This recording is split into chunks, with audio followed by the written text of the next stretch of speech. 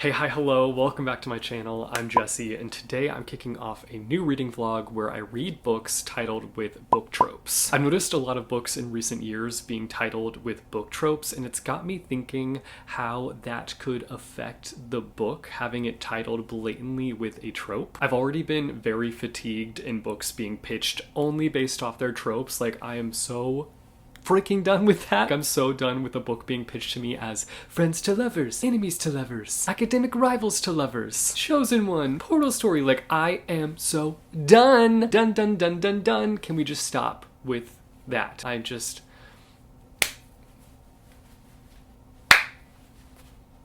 You know, that's how I feel about it. I just feel like that takes a lot of enjoyment out of a book for me. I would much rather go into a book not knowing the tropes necessarily, which I know that you can pick up on book tropes if you just read a description sometimes, but I just would rather figure that out on my own and not have it be blatantly told to me, because I feel like that causes me to go into a book with certain expectations and also just takes away an element of surprise for me when I'm reading the book, because I will go in knowing that those tropes are going to be in there. Anyway, I need to stop this rant. Also, I'm just going to go ahead and apologize because I know that I'm going to be saying trope over and over and over again in this video. So if you have a problem with repetitive nature, I'm sorry. I picked out 3 books that are titled in this way. I'm going to read them and I'm going to figure out a few things. I have a few things that I'm going into this video with, going into these books with. First off, is the trope that the book is titled after even in the book? And if so, is that trope executed well in my opinion? And does it affect my reading experience at all going into the book knowing the fact that that trope is present? Let's go to the library and pick out my first read for this video.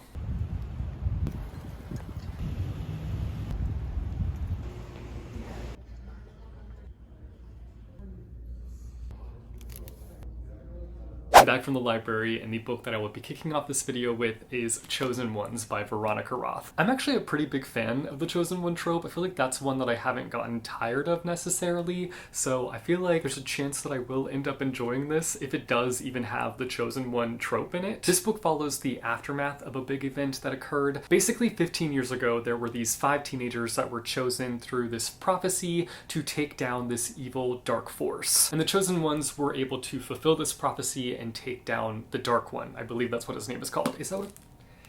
Yes, the Dark One. That's what he's called. After he was taken down, the world went back to normal, but for these 5 teenagers, they had to kind of process everything that they had been through, and it wasn't easy for them to like settle back into the real world and just kind of move on with their lives. But that's kind of what they were expected to do. Just carry on about their way and try to fall back into society in a normal way. On the anniversary of the Dark One's defeat, one of the Chosen Ones actually passes away, and this pushes the story into a different direction. The Chosen Ones, after coming together for the other Chosen One's funeral, have begun to realize that the Dark One had a much bigger plan and that this was all a part of it. I read a book by Veronica Roth recently that I really enjoyed. It was a novella, and so I'm super excited to get into this one. Without further ado, let's get to reading. Time for a reading update. I have read to page 159, chapter 18, and this book is making me realize that I have been sleeping on Veronica Roth lately. I took a bit of a break with her work. I just haven't been picking up books by her, but now I'm looking back and I'm like, why have I been doing that? Why did I take a break? Why did I dip on her? She's so good at what she does. While this book is for adults, the writing style itself is very reminiscent of the Divergent series in my opinion. It is a little bit more mature in terms of like subject matter, but one of the things that I really loved about Divergent was the writing style. I feel like the style of writing was just like so accessible and very engaging, and I'm feeling that same way with this book. I will say that this book so far has not been as action-packed or fast-paced, but I still feel like it's moving at a smooth pace and I am just eating it up. I'm really enjoying this book. It's also bringing in some really interesting elements to kind of shape out the story. We have these like top secret files throughout the book, and then there's also like articles from the Chicago, what's it called? Chicago something. Chicago. Where is it? The Chicago Tribune. There's just like lots of little elements that are like kind of helping shape this, not the story, helping shape out the story, and also kind of helping shape out the world. I love the characters so much. I feel like what this book has done so far has really delved into who they are and what they're going through after the aftermath of defeating the big bad evil dark one guy. And I feel like a lot of them have PTSD, and we're seeing what that looks like and how they're dealing with that. And you know, they're not necessarily dealing with it in the most healthy of ways either. Some of them aren't, and it's just interesting kind of delving into that and seeing what their lives have become after this big event that has occurred. I feel like it's doing a good job of showcasing this trope in a different light than what I'm used to seeing it in, because obviously when you have a chosen one story, you're following the chosen one and you're following that journey, but this is after that big thing has happened, after that chosen one moment has happened. I do feel like it's developing into something more. And I think that the chosen one trope is going to shine more in the second half, because things are definitely brewing, and I feel like we're gonna have a bit of a shift in terms of like what this book is doing currently, because so far it has just been about the chosen ones and their interactions and the things that they are dealing with, and kind of recapping some of the things that they went through in fighting the big bad evil guy. But yeah, mostly it's been just like exploring their PTSD and kind of uncovering what that looks like in the journey that they're currently on in life. So I'm excited to get deeper into the second half of this. I'm going to St. Louis this weekend, which I'm super excited about. It's going to be nice to kind of get out of the city for a little bit, and I'm going to be going to see Waitress on Saturday night, which I'm a little bit nervous about because I'm seeing it in like an outside arena situation, and it's been very hot in Missouri this week in particular, so I'm afraid that I'm going to just go out there and die, but I'm going to try to stay hydrated, drink lots of water. We're currently in a state where you step outside and it's like hard to breathe, and it's immediate sweat, and it's just like fire blazing heat. So I'm hoping that the Waitress on Saturday evening will be, you know, not deadly. I'm going to be taking chosen ones with me and trying to read at some point on the trip, but who knows if I will actually get much accomplished with this. I got this chocolate bar from Aldi the other day and I've been wanting to try it, but I felt like it was something that I just wanted to share with you guys for whatever reason. Sometimes I get things and I'm like, I should vlog that. I should put that in a vlog. So it's going in a vlog. This is a milk chocolate with s'mores bar, and it sounds delicious. I love anything s'mores. There's one thing about me, if it's got s'mores on it, I want it. There's this Rice Krispie treat that I've been getting from the grocery store lately. It's s'mores flavored, and it is so good. It's one of those things where it's like you look at it and you're like, that's probably not going to be very good, but like curiosity bit me the other day and I got one, tried it, and it was fantastic, and I've gotten it a couple times since. I love my sweet treats, okay? Let's try this chocolate bar, shall we? I'm hoping that it has lots of marshmallows in it and graham crackers. Oh, interesting. Let's try it. You know? It's not very s'mores flavored. It's very like milk chocolate with crunchy bits in it, but like you don't get the flavor of the crunchy bits. I think you're supposed to be getting like the graham cracker and roasted marshmallow flavor in those crunchy bits, but like you can't really taste them because the milk chocolate consumes the bar. It's still really good. I think the milk chocolate is pretty delicious. I'm gonna eat it, obviously, but it does not live up to my s'more standards. Nope. Anyway, let's go to St. Louis. Come along with me. Let's do some reading. I'm definitely going to be going to some bookstores, so there might be a book purchase in my near future. Who's to say? Let's go.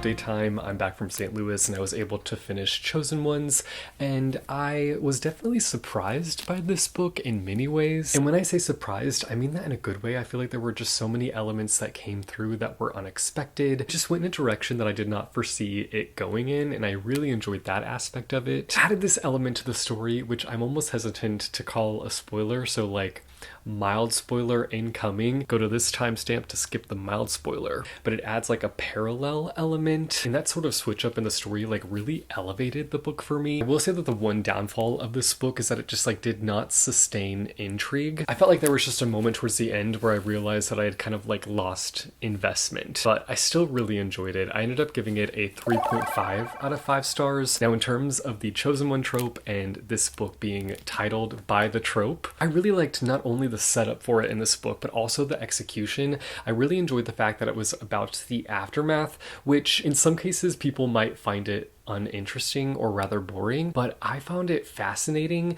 And it's not like we didn't really get to see anything that happened to them during their time as chosen ones. We get to see glimpses of what they had been through and how that affected them in terms of today. But then also like, it doesn't stop there. Just because it feels like their chosen one story is over, it's not over at all. And I feel like you know that in reading the description, you realize the fact that like things are not completed necessarily with the dark one. And so you kind of get to see it go from them being in this aftermath state to kind of having to be thrown back into the action and pick up the pieces and just keep persevering. And I just loved seeing that element. And it was nice to like feel satisfied with the execution of the trope that the book is titled after. I don't think the book being titled Chosen Ones ruins it at all, because the group of chosen ones are literally called the Chosen Ones in this book, so it makes sense. It's a very fitting title. My trip to St. Louis was really great. I saw Waitress, which I did not go into Waitress knowing anything about the story, and I did not realize how like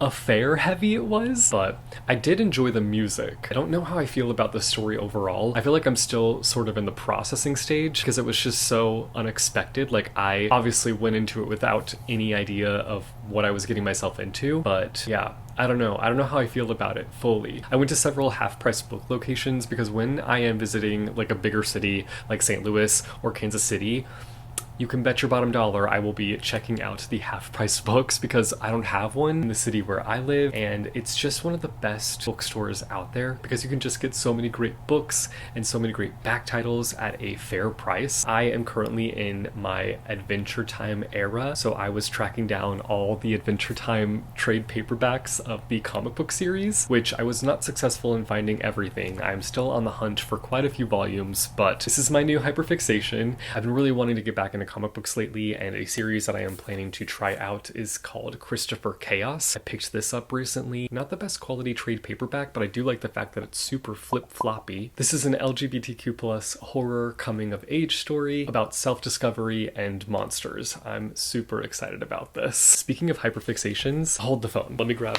one of my other hyperfixations. We don't have a Trader Joe's in my city, so again, whenever I'm in a bigger city like St. Louis or Kansas City, I'm gonna be stopping at Trader Joe's, and I picked up a few of these mini mochi rice nuggets, and oh my god, so good. They remind me a little bit of pork rinds, but they're better, much tastier, much more prefer this, and I am sad that I didn't buy more. I should have like filled up my trunk with mini mochi nuggets because they're so good.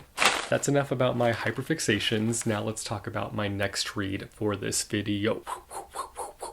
The next book I'll be reading for this video is Not Like Other Girls, a trope that I can't stand. Anytime the line, "I'm not like all the other girls," pops up in a book, instant eye roll. This idea of being seen as being like other girls is a corrupt thing makes me really sad. It makes me really sad to think about. I'm not gonna go on a full rant here, but just know that it's okay to be like all the other girls. It should not be seen as a bad thing. And I'm really hoping that this book kind of dissects that trope and examines it and opens up a conversation about it. I'll be pretty sad if it doesn't end up doing that. But in this book, we are following our main character, Jolyn. And Jo is kind of an outcast. She's been sort of shunned by her classmates. And one day this girl comes to her asking for help, and she thinks it's a joke because this girl used to be one of her really good friends and then turned her back on her. And so she just doesn't believe her. But then this girl, Maddie, ends up going missing. Everyone basically is just like, she's 18, she's of age, she just ran away. And Joe is just like, no, I don't think that that's real. I don't think that that's what happened. And specifically because Maddie came to her and was like, I need help, and then the next day went missing, obviously she's gonna be like, yeah, no, something's up, something's not right. So we are following Joe on this journey of figuring out what happened exactly to Maddie. I don't read that much YA these days, but I do love like a YA thriller of sorts. I love books like One of Us is Lying. I loved A Good Girl's Guide to Murder. So if this book is anything like those books, I'll be really into it, and I'm excited to get into this one. I actually need to go back to the library because I need to turn in my summer reading program checklist and get my reward, which I believe is just going to be a notebook. But you know what? I'm excited for a notebook. So let's go to the library and get to reading as well.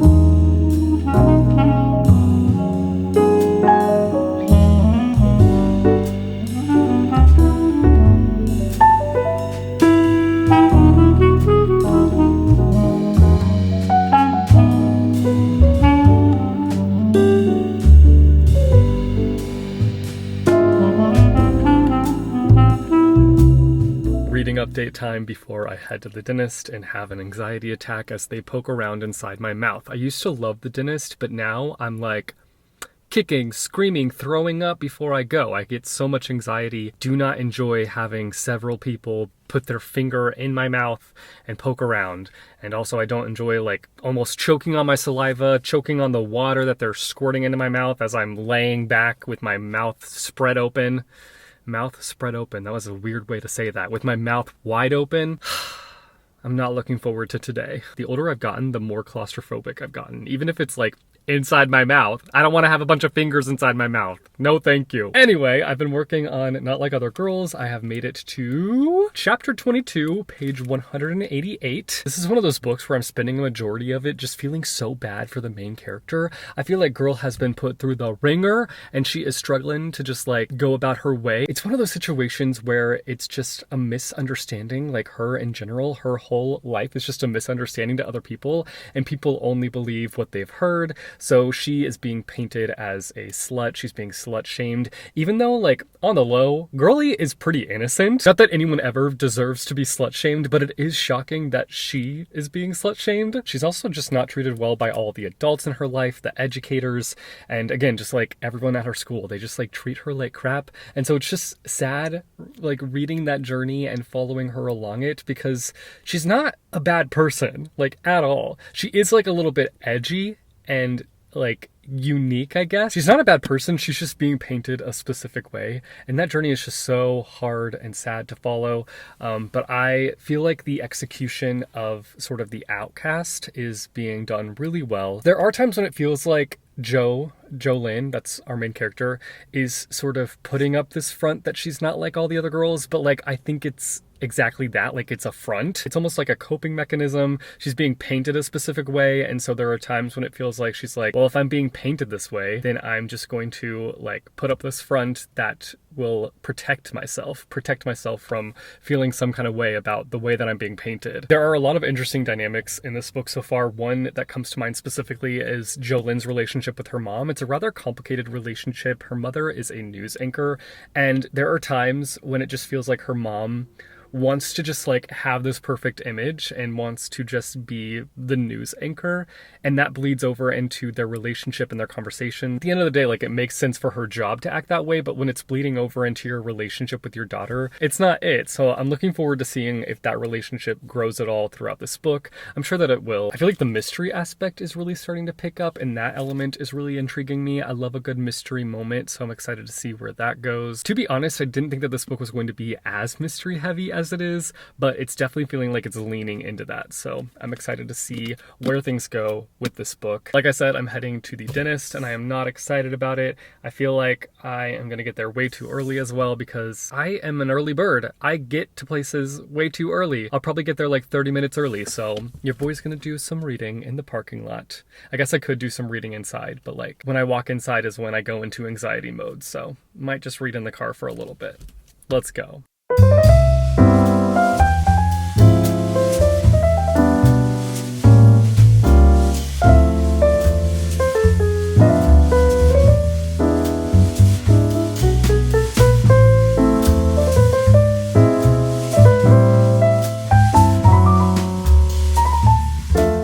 Finished Not Like Other Girls, and this book ended up being so freaking good. I don't know why, but going into this book I was not expecting it to be as good as it was, but I really enjoyed it. Mind you, it is a bit of a heavy book. It explores a lot of like really hard-hitting topics, things like sexual assault, which, trigger warning, if that's a topic that affects you, I would be kind of wary about picking this book up because it does go into detail. And I also just found it to be a bit heavy in talking about those topics. Like, it does go into a pretty dark place at times. I would say the sort of like mystery thriller aspect of this book is what really got me hooked on the book, but on top of that I would say the characters as well. Like, those two mixtures were done so well in this book, and it just got me so like into it. I was so invested in the story, invested in the situation. I was having a hard time putting this book down. It's done in a way that keeps you on edge. It doesn't give you too much detail as to what could potentially be going on, so you have a little bit to go off of, but not much, and that can cause you just to kind of like start pinning things on specific characters, start coming up with these wild off the rails theories, which I'm known for doing when I'm reading a mystery thriller. The amount of theories that I come up with that don't end up being correct. Too many times that happens, too many times. It's also one of those things where you never truly know what's going to be coming around the corner, and I really loved that aspect of it. It brings in the fake dating trope. There's a bit of a fake dating situation that develops in here, which honestly was not my favorite element in this book. Looking back on the story, it just didn't feel all that necessary for me. I understand like why it was utilized, because it's sort of a way to bring Jo back into the social aspect of school and kind of get her in with people, but I just felt like the execution was a little bit underwhelming. And then the only other real critique that I have of this book is that the ending itself just felt unsatisfying, underwhelming. I guess those are the best ways to put it. I just left it feeling like we had such a big build up to it just feeling like sort of thrown together almost. I almost wish that the author would have gone back through and condensed other parts of the story in order to flesh out the ending a lot more. But overall, I really enjoyed this book. I ended up giving it a 4 out of 5 stars. Now, in terms of the trope, Not Like Other Girls, I thought it did a really good job of exploring a different take on the Not Like Other Girls trope, because I feel like when we normally hear the I'm not like all the other girls line, it's sort of used as a way to make a character seem like they're different, they're unique, they're not like all the other girls. And in this book, it's sort of used as a way to manipulate our main character Jo, and also used as a way to degrade Jo. So it's not like we've got a main character who's going around being like, I'm not like all the other girls, I'm edgy, I'm unique, I'm special. It's more so that she is being painted this way by her peers. There are a few things that happen to her that cause her to end up being isolated, and her image gets distorted by other people, and her sort of edginess, uniqueness sort of comes from the aftermath of being bullied. And I definitely appreciated this angle of the sort of cliche of Not Like Other Girls. So in terms of the trope, in terms of the book being titled Not Like Other Girls, I really liked it. Now let's pick out my next and final read for the vlog. The last book that I'm going to be reading for this video is Bury Your Gaze by Chuck Tingle. I actually started a book by Chuck Tingle recently, and that book is Camp Damascus, and I was actually really enjoying it. I just ended up not committing to it fully, which is very typical of me, but I was really liking that one, so I'm excited to get around to this one, and then hopefully I'll get back to Camp Damascus. Maybe this will inspire me to get back to it. Bury Your Gaze is obviously a trope that is rather problematic. If you're not familiar with the trope, it's essentially how LGBTQIA characters are often killed off rather than given any sort of happiness or any kind of hopeful story. They tend to just be killed off to further the plot. And I'm honestly expecting this book to kind of like take that trope, break it, and bring some commentary on it. That's what I assume is what's going to happen with this book. In this book, we are following Misha, who has a very successful career in Hollywood. He's just been nominated for an Oscar, and these producers at his studio know how to take him to the next level,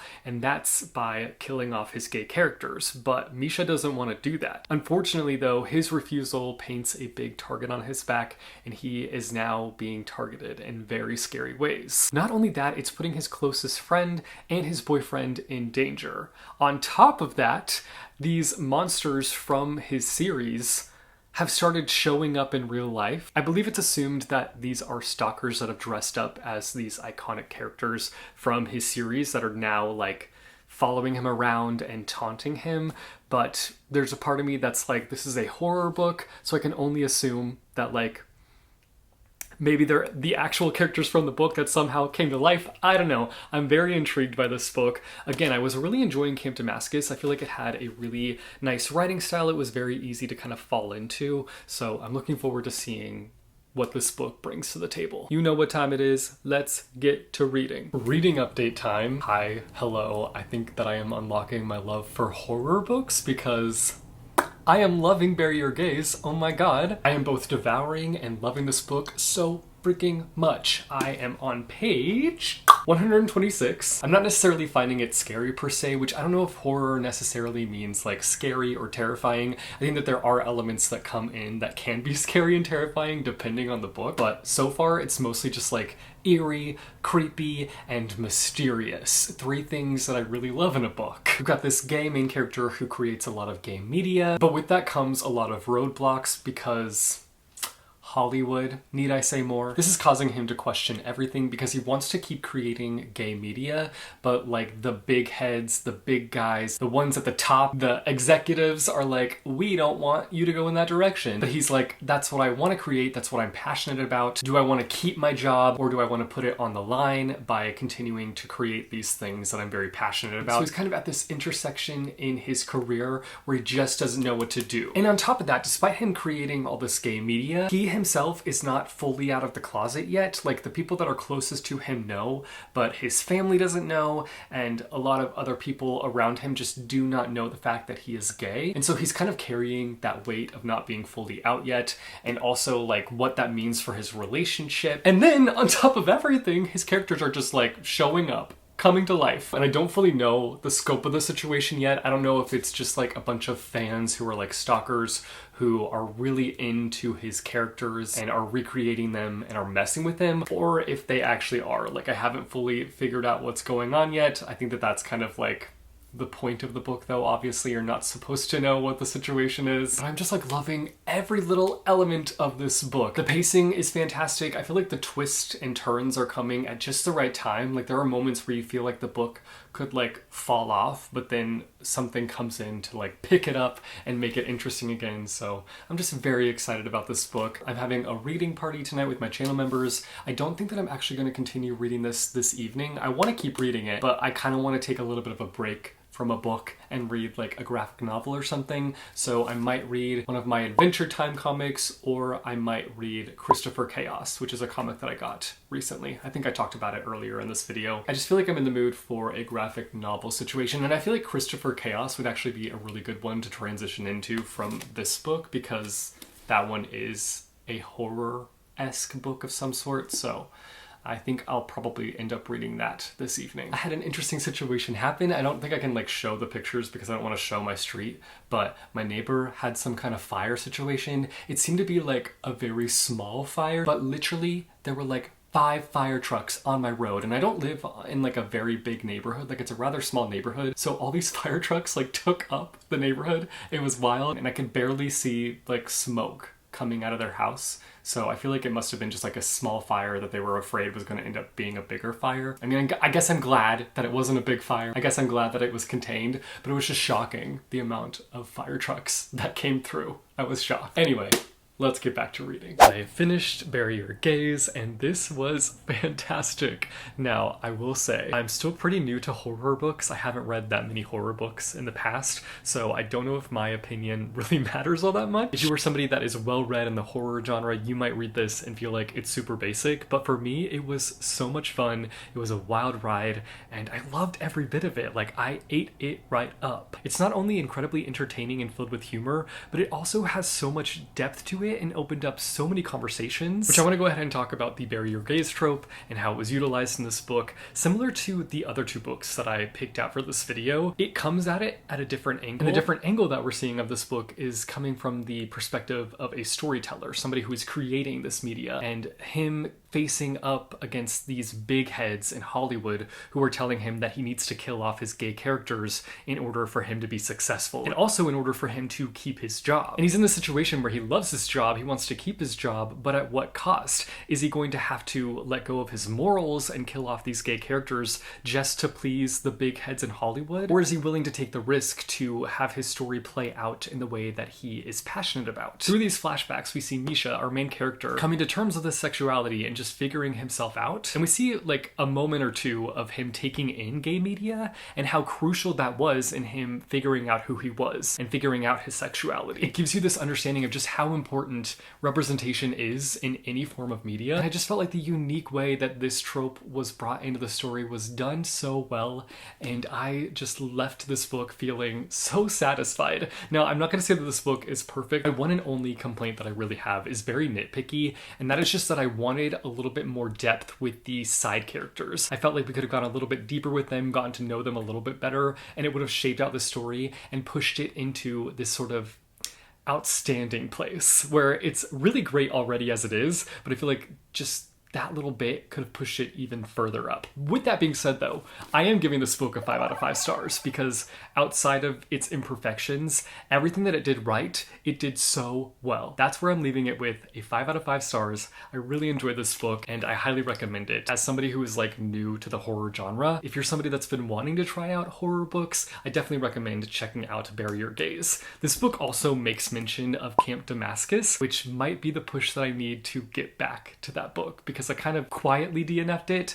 I just DNF'd it because I wanted to read other things at the time, so I need to get back to that one and finish it. And with that, we have reached the end of another reading vlog. I had so much fun reading these books, and I enjoyed each and every one of them, which honestly, going into these books, I wasn't really expecting to love them, just because again, I am sick of like the tropification of books. Maybe I just picked out some books that are a little bit more tame. I know that there are some books out there that are literally titled things like Friends to Lovers, Enemies to Lovers, but I just felt like I knew that I would probably end up hating those books, and so I just kind of wanted to like play it a little bit safer. But let me know if I should like shake things up and play it not so safe and try out some of those books that feel a little bit less safer than these. I don't know. I want to hear from you guys down below in the comments though. Let me know if you guys have read any of these books or if you've read a book that is titled with a book trope and how it was for you. How was that experience for you? If you don't have answers for either of those questions, then let me know down below in the comments your favorite trope and your least favorite trope. I feel like my favorite trope would probably be like portal fantasy. I think that's considered a trope. I would say that's one of my favorite tropes. I would say that I'm not like other girls trope is pretty low there on my totem pole. Oh, love triangle. Why didn't I think of that? Hate a love triangle moment. Can't stand a love triangle. Very rarely well done. Anyway, that's it for this video. I hope that you guys enjoyed it. If you liked it, be sure to go and hit that like button. If you want to see more bookish content from me, be sure to go and hit subscribe or go and hit that bell icon and you'll be notified every time I post new videos. As always, thank you guys so much for watching. I hope your day is bright, that tomorrow is brighter. Keep reading what your heart desires, and I will see you soon with a new video. Bye.